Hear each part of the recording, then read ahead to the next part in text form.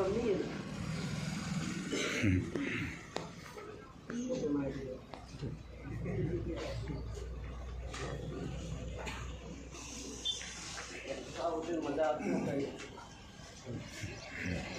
तमाम साथियों को आज का जो हमारा धरना है, सांकेतिक धरना, उसमें भाग लिया, इसके लिए आप सबको खूब जवाब। जय आदिवासी जय। साथियों, अभी फिलहाल में एक मुद्दा जो गरमाया है उसको लेकर के आप सभी यहाँ पधारे हैं, उसमें मैं भी एक शामिल हुआ सांकेतिक रूप में जो धरना हुआ है उसके लिए। ये आज की बात नहीं है, ये विदेशी आक्रमणकारियों की संतानें जो इस देश में राज करने की मानसिकता रखती है, जिस दिन से उजागर हुआ उस दिन से इस तरह के स्टेटमेंट आते जा रहे हैं। कुछ इस तरह के काम अक्ल के अधकचरे दिमाग के जो लोग होते हैं, वो उनके अंदर जो नीतियां बनती है वो उजागर कर देते हैं। मैं आपको अवगत करवाना चाहूंगा, वो जो विचारधारा है, वो विचारधारा भारत के संविधान को नहीं मानती है। अगर वो मानती होती तो आर्टिकल 342 के अंदर आदिवासियों की जो परिभाषा है उसको गहराई से पढ़ती, उसको समझती। भारत के जो सुप्रीम कोर्ट है, सुप्रीम कोर्ट द्वारा 5 जनवरी 2011 का जो फैसला आया हुआ है, केस नंबर 10,367 का जो फैसला आया है, उसको पढ़ करके वो बात करते इस देश की बोली, भाषा, संस्कृति, रीति रिवाज, परंपरा, उसकी पूजा पद्धति के आधार पर उसको जब पहचान मिली हुई है, उसको हिंदू समाज के नाम से नहीं बोलते, हिंदू धर्म के नाम से नहीं बोलते। हमको उसी दिन से ये पता हो जाना चाहिए था जिस दिन से पर्ची की सरकार बनी। पर्ची से कम अक्ल के, बेअक्ल के, भैंसा बुद्धि के लोग ही सरकार में बैठे हैं। अगर वो भैंसा बुद्धि के लोग नहीं होते तो शेड्यूल एरिया के अंदर प्राइमरी एजुकेशन हमारा गड़बड़ा चुका है, क्वालिटी एजुकेशन नहीं मिल रहा है, उसके ऊपर बात करते।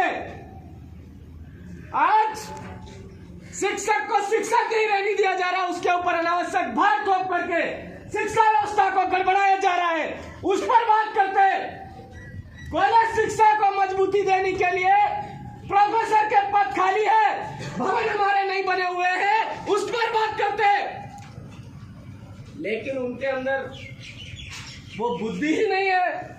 पर्ची के माध्यम से वो सरकार में आ चुके हैं, पर्ची की सरकार के माध्यम से आए हैं, वो जाहिर कर रहे हैं, उनकी गलती नहीं है भाई। वो आज हमको समझने की जरूरत है कि आज इस शेड्यूल एरिया के अंदर इस प्रतापगढ़ जिले की बात करें तो सबसे निचले पायदान पर शिक्षा के मामले में आ रहा है।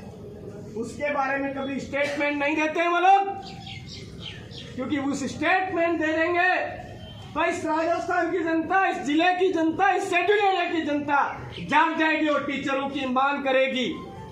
कर्मचारियों के पद जगह खाली है, उनको भरने की मांग करेगी। इसलिए वो इस तरह के स्टेटमेंट नहीं देते हैं।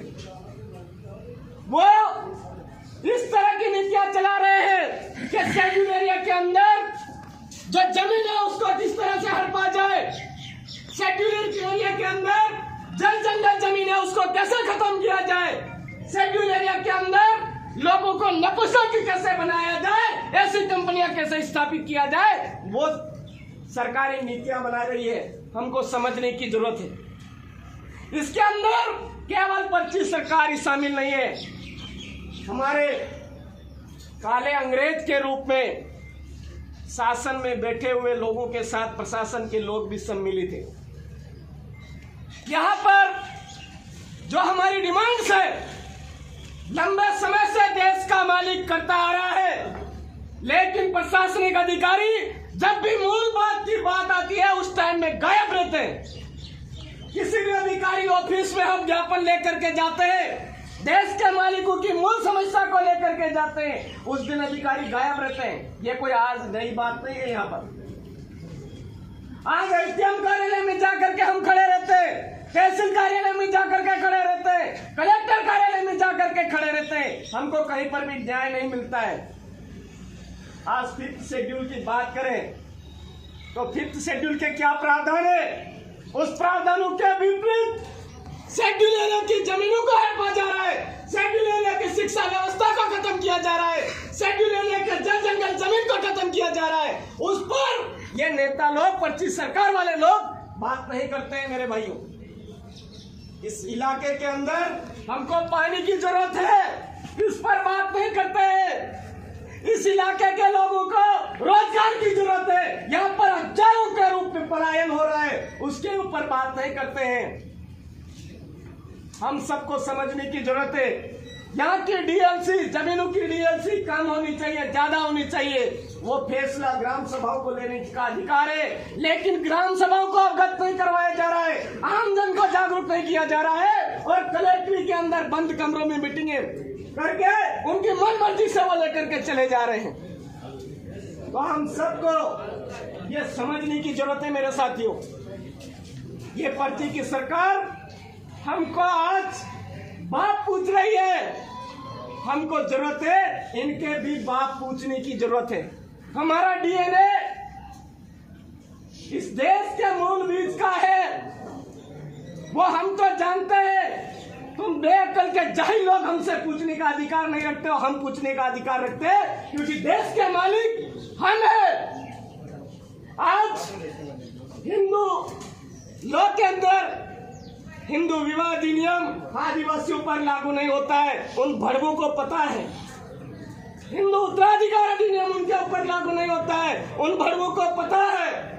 2013 के अंदर 7वीं कक्षा की किताब पेज नंबर 12 सामाजिक विज्ञान के अंदर उनकी सरकार ने खुद लिखा है कि आदिवासी प्रकृति पूजक है, आदिवासी प्रकृति पूजक है, यह उन्होंने खुद लिखा है। और आज स्टेटमेंट दे रहे हैं आदिवासी हिंदू समाज का एक अभिन्न अंग है। अरे हम नहीं चाहते तुम भिखारियों के औलाद बनना, जबरदस्ती हमको भिखारियों की औलाद क्यों बनाते हो? आदिवासियों का हिंदू धर्म से कोई लेना देना नहीं है, मुस्लिम से कोई लेना देना नहीं है, ईसाई से कोई लेना देना नहीं है, इन धार्मिक पाखंडवादी धर्म जतनों के से हमारा कोई लेना देना है नहीं है। हम इस देश के मूल मालिक है, चांद सूरज पानी पवन झाड़ बीज माई बाप पूर्वज के अन्न जल को पूजने वाले लोग हैं। हम पर्यावरण संतुलन को बना करके रखने वाले लोग हैं, पर्यावरण प्रेमी है, प्रकृति पूजक है। उसके बावजूद भी गेरे गेरे नत्थु गेरे लोग आकर के कभी बोल के चले जाते हैं वनवासी है। हिजड़े चमन के लोग आकर के बोल के चले जाते हैं कि ये तो जातिवादी लोग हैं। उनकी जो लैंग्वेज है वो हम सबको समझने की जरूरत है। जब वो खुद इलेक्शन लड़ते हैं, उनके फॉर्म में भरते हैं, वो हिंदू नहीं है, और आज वो हमको जबरदस्ती कह रहे हैं कि ये आदिवासी हिंदू है, ये है वो है, अभिन्न अंग है। तो ऐसे दोगले नेताओं के, अधिकतर दिमाग के नेताओं को राजस्थान का शिक्षा मंत्री पद के ऊपर नहीं है, वहां की जो विधानसभा है उस विधानसभा के अंदर कचरा निकालने के लिए ऐसे आदमी को रखने की जरूरत है। ये हम यहां से मांग करते हैं। आज आदिवासी समुदाय का यह सांकेतिक धरना इस जिला कलेक्टर कार्यालय में हमने दिया है। अगर समय रहते जो पर्ची सरकार के मुख्यमंत्री महोदय हैं वो उनको पद से नहीं हटाते हैं तो आने वाले समय में उग्र आंदोलन होगा, जिसका कोई भी नुकसान होता है उसकी समस्त जिम्मेदारी शासन की भी रहेगी और प्रशासन की भी रहेगी।